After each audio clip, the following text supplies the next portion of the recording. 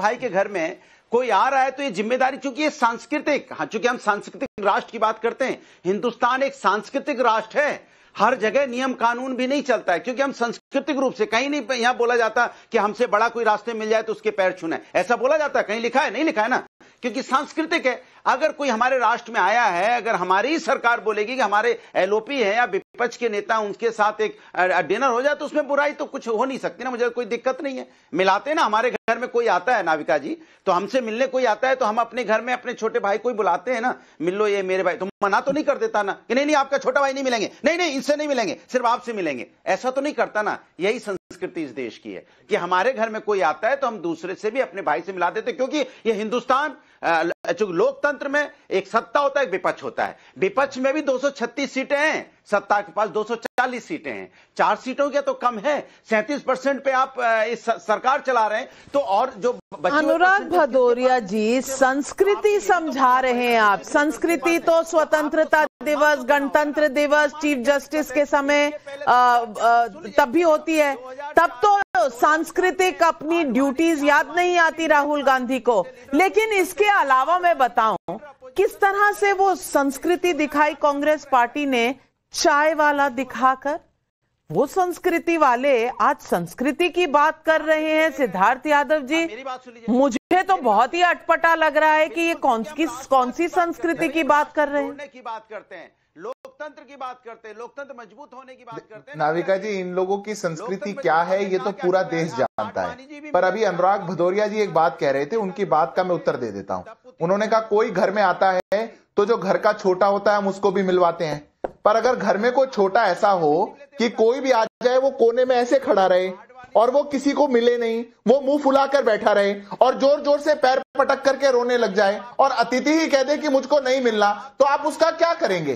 कोई अगर ऐसा हो जो आपके घर के बारे में ही उल्टी सीधी गालियां दे, उसको बदनाम करने का काम करे, उसको गाली देने का काम करे, उसका आप क्या करेंगे? और मैं झूठ नहीं बोल रहा हूं, राहुल गांधी ने पिछले 7 सालों में देश के बाहर अलग अलग देश के लोगों के सामने 15 बार देश को गाली दी है। 6 बार अमेरिका में दी, 5 बार यूके में दी, बेल्जियम में दी, मलेशिया में 1 बार दी, बहरीन में 1 बार दी, सिंगापुर में 1 बार दी। जो राहुल गांधी का ट्रेंड बन चुका हो कि केवल देश को गाली देते रहो, ये संस्कृति को कहां लेकर के जाएंगे? जहां जाना हो, भारत देश के उपराष्ट्रपति के शपथ में जाना हो, वहां तो जाएंगे नहीं। रशिया के राष्ट्रपति से मिलना है इनको। से हमारे वैचारिक मतभेद हैं। हमारा का जी, मैं जब भी बोल रहा हूं कोई ना कोई पीछे से बोल रहा है। अब ये जब भी बोलेंगे मैं इनके लगातार बोलूंगा। अनुराग भदौरिया जी, अगर आपके कुछ अधिकार हैं तो आपके कुछ कर्तव्य भी हैं। कर्तव्य आपको याद नहीं रहते, अधिकारों का गाना बजाना इतना चलता है। और मैं ये सवाल सोमनाथ भारती जी से पूछना चाहती हूं। आज सोमनाथ भारती जी, आप एक कानून के विशेषज्ञ हैं, आप एक लॉयर हैं, आप एक सीनियर एडवोकेट हैं। मैं आपसे पूछना चाहती हूं, देश हित में सोचिएगा, आज पार्टी और राजनीति से थोड़ा हटके मुझे ये बताइए, और एकदम कायदे, लॉजिक और ड्यूटी वर्सेस राइट की बात कर रही हूं। अगर आप अपने हक मानते हैं, आपके हक हैं, हर नागरिक के हक हैं, नेता प्रतिपक्ष के भी बहुत से हक हैं, लेकिन उनके कुछ फर्ज भी तो हैं। फर्ज निभाने में राहुल गांधी कहां रहते हैं? ये सवाल क्या जायज सवाल नहीं है? और दूसरी बात, ये कहना कि सरकार इनसिक्योर है इसीलिए नहीं मिलाया, अरे भाई फिर 1 साल में 5 बार क्यों मिलाया? ये भी तो एक सवाल है। क्या फैक्ट्स और राहुल गांधी के तथ्यों में कभी कोई नाता रहा है? नाविका जी, आपका बहुत बहुत धन्यवाद, आपने मुझे अपने डिस्कशन में शामिल किया।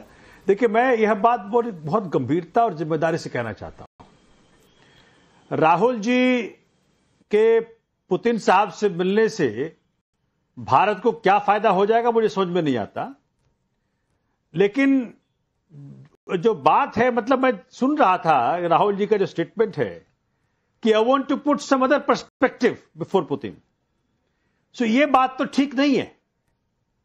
कौन सा पर्सपेक्टिव आप रखना चाहते हैं पुतिन जी के आगे? भाई, इस देश के अंदर की समस्याएं, इस देश के अंदर की समस्याओं का समाधान क्या पुतिन से आएगा? आप अगर भारत के जो जो फायदे हैं या भारत की जो मुसीबतों का समाधान है वो तो अपने देश के अंदर से आएगा, तो बाहर के लोगों से हम क्या बात कर रहे हैं? अदर पर्सपेक्टिव का मतलब क्या हुआ, मैं जानना चाहूंगा जो हमारे कांग्रेस साथी है। लेकिन मुद्दा इस बात का नहीं है कि राहुल अगर पुतिन से मिल लेंगे तो पता नहीं क्या समाधान आ जाएगा, भारत का कौन सी समस्या का समाधान आ जाएगा, या कौन सी बड़ी बात हो जाएगी, अब हमारा फॉरेन पॉलिसी क्या चेंज हो जाएगा। बात इस बात की है नाविका जी कि 1977 का जो एक्ट है, जो लीडर अपोजिशन का एक्ट है, वो बताता है कि लीडर अपोजिशन का एक एक इंस्टीट्यूशन है, एक संस्था है, जैसे कोर्ट है, जैसे सीएम का पद है, जैसे प्रधानमंत्री का पद है, तो एक संस्था है। तो इस संस्था के रिस्पेक्ट की बात है बेसिकली। मैं हमेशा ही देख पाता हूं कि माननीय मोदी जी हो या Bharatiya Janata party in general हो, संस्थाओं को, मुझे याद है भगवंत मान साहब का फॉरेन जाना कई बार कैंसिल करवा दिया इन्होंने। अरविंद केजरीवाल जी सिंगापुर जा रहे थे पर्सपेक्टिव रखने दिल्ली के गवर्नेंस मॉडल का, उसको नहीं होने दिया। तो संस्थाओं का, इंस्टीट्यूशंस का, डेमोक्रेसी का आदर ना करते हैं, इस बात को तो मानता हूं। मैं इस बात को ही मानता हूं कि राहुल जी के नाम मिलने से कोई बड़ी नुकसान नहीं हो जाएगा, क्योंकि वो पता नहीं किस प्रकार की बातें कर जाते हैं जब ओपनली कह रहे हैं कि जी पता नहीं मैं अदर पर्सपेक्टिव रखना चाहता हूं। तीसरी बात मैं कहना चाहता हूं, देखिए आज भारत, रशिया और अमेरिका दो शक्तियां हैं। जवाब दे दूं? उन शक्तियों के बीच में एक सामंजस्य स्थापित करना चाहता है। अब सुना है कि रशिया से ऑयल का इंपोर्ट कम हो गया है अमेरिका के दबाव में। तो भारत किस प्रकार से रशिया के आगे अपनी बातें रखे और अमेरिका को भी कंट्रोल में रखे, रशिया को कंट्रोल में रखे, भारत के इंटरेस्ट के लिए, क्योंकि इंटरेस्ट भारत और भारतीय का है। अब पता नहीं ऑयल का प्राइस कहीं बढ़ ना जाए हमारे यहां।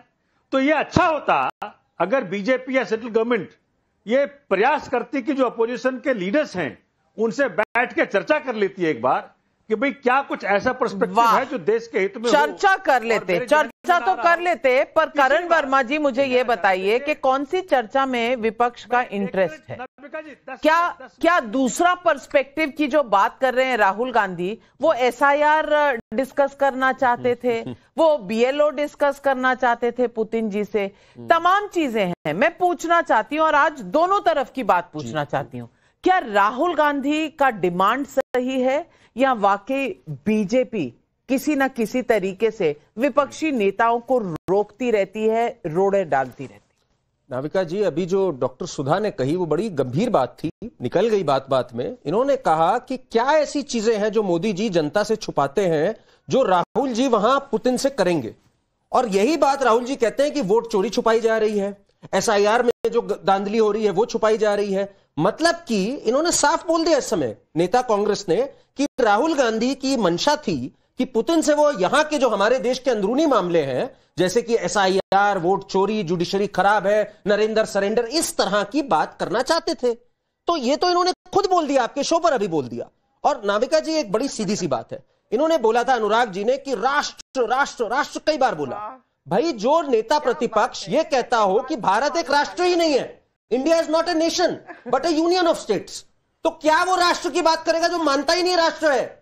और जब एक छोटा भाई छोटे भाई से तो मिलाना चाहिए, अनुराग जी बिल्कुल सही है, पर अगर एक छोटा भाई सिर्फ अपयश फैलाता हो, सिर्फ घर की बुराई करता हो, घर के बारे में बुरा भला कहता हो यहां लोकतंत्र खत्म हो गया है, इकोनॉमी ध्वस्त हो गई है, तो कैसे उस छोटे भाई का हम क्या करें? तब भी रोका नहीं गया है, पर उस छोटे भाई से कोई हमारी यश और वो नहीं बढ़ती, हमारी कोई सम्मान नहीं बढ़ता।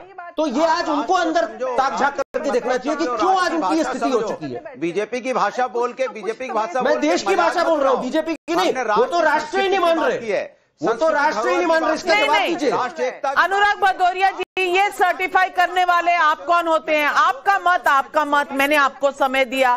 करण वर्मा का मत, उनका मत, उन्हें भी तो इस कानून और इस संविधान में कुछ हक मिले हैं, वो अपनी बात कह सकते हैं। आप कौन है उसमें लेबल लगाने? अभी तो मैडम सुधा मिश्रा जी ने मुझे कह दिया था मैं तो बॉडी लैंग्वेज पढ़ रही हूँ। अरे मैं आज से नहीं पढ़ रही हूँ, 35 सालों से पढ़ रही हूँ, ये मेरा काम है एज अ पॉलिटिकल एनालिस्ट। मैं पढ़ूंगी। मैडम आप तब पैदा नहीं होंगी जब मैं इन गलियारों में अपनी पॉलिटिक्स सीख रही थी, ठीक है ना?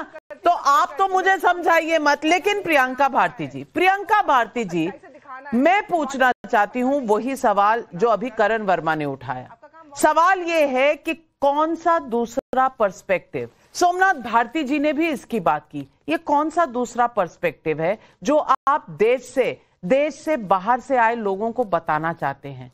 वही इल्हन उमर वाला पर्सपेक्टिव, वही पर्सपेक्टिव कि भारत में लोगों को स्वतंत्रता नहीं है, पगड़ी नहीं पहनने देते, कड़ा नहीं पहनने देते, ये वाला पर्सपेक्टिव जिसमें तथ्य नहीं है, बस आक्रोश की भाषा है और बस ब्राउनी पॉइंट्स कमाने की एक जिज्ञासा है?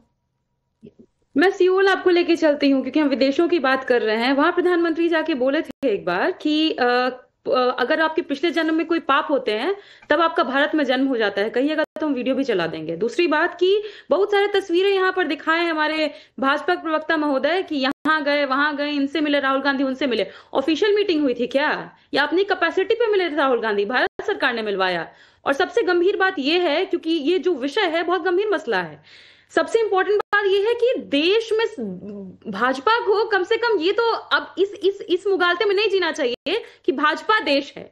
भाजपा एक सत्ता में बैठी हुई पार्टी जरूर है, लेकिन वो आधा हिस्सा है, आधा हिस्सा विपक्ष है, और सत्ता पक्ष और विपक्ष मिलकर ही लोकतंत्र को मजबूत करते हैं। और जो रशिया के साथ हमारी दोस्ती है, वो इंडो सोवियत का जो फ्रेंडशिप है, उसकी नींव तो नेहरू जी ने रखी थी। जिस लेगेसी की बात पूरा विपक्ष आज कर रहा है, क्या उस लेगेसी का हिस्सा ये नहीं था कि विपक्ष में होते हुए अटल बिहारी वाजपेयी जी को बाहर भेजने वाले, यूएन में भेजने वाले राजीव गांधी जी थे, नरसिम्हा राव जी के दौरान भी वो गए। इनफैक्ट अटल बिहारी वाजपेयी जी भी इस लेगेसी को फॉलो करते थे। लेकिन प्रॉब्लम ये है ना कि तब नेताओं के दिल बड़े हुआ करते थे, अब सीना बड़ा होता है, दिल छोटा हो गया है, यही समस्या है। और सब उस और मैं ये भी कहूंगी कि ये दुर्भाग्य है देश का कि हमें ये दिन देखना पड़ रहा है। बट आप मुझे ये बताइए ना विका जी कि अगर सरकार के पास इतना समय है कि मीडिया हाउसेस के सामने बिठा दिया जा रहा है पुतिन जी को, तो क्या ये मतलब, और दूसरी तरफ तो राहुल गांधी जी है जिनकी तो क्रेडिबिलिटी है भाई, जनता से चुन करके आए, उनके साथ बैठने के लिए क्यों समय नहीं? ये आप कह रही है प्रियंका भारती जी, ये आप कह रही है राहुल गांधी है तो क्रेडिबिलिटी है, बिहार के चुनाव के बाद आप ये कह रही हैं?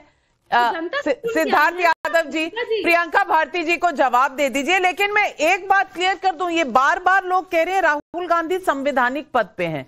मैं क्लैरिफाई कर दूं, और ये मुझे एक दर्शक ने भेजा है, वो संवैधानिक पद नहीं है। कॉन्स्टिट्यूशनल पोजीशन और स्टैट्यूटरी पोजीशन में फर्क होता है।